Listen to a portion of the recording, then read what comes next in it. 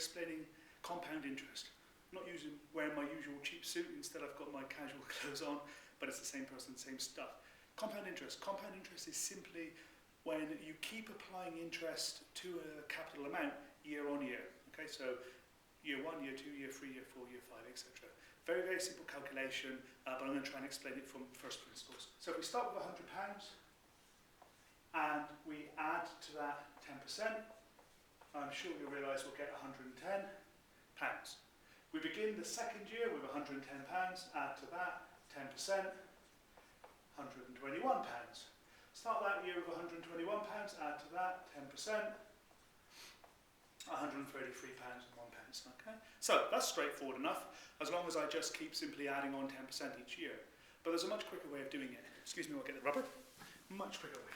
So, instead of looking at it like that, what I can do instead is 100 times 1.1. 100 times 1.1, 100 times 1.1. The reason I'm using 1.1 is the first one simply repeats the original figure. So 100 times 1 is 100. The 0.1 is the 10%. Okay? Anytime you come across a percentage, divide it by 100, you simply get a decimal, and you can use the decimal in the calculation. So, much quicker way of doing it on your calculator, 100 times 1.1, 110. If it was 5%, it'd be 100 times 1.05. If it was 17%, 100 times 1.17. Okay, so just divide it by 100 and shove it on the end of the 1. Nice and straightforward. You can see now, of course, that another way of writing this would be 100 times 1.1 times 1.1 times 1.1. That's exactly what I've done. 100 times 1.1 is that, times 1.1 is that, times 1.1 is that.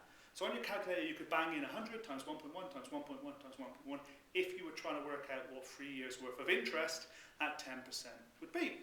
Nice and simple.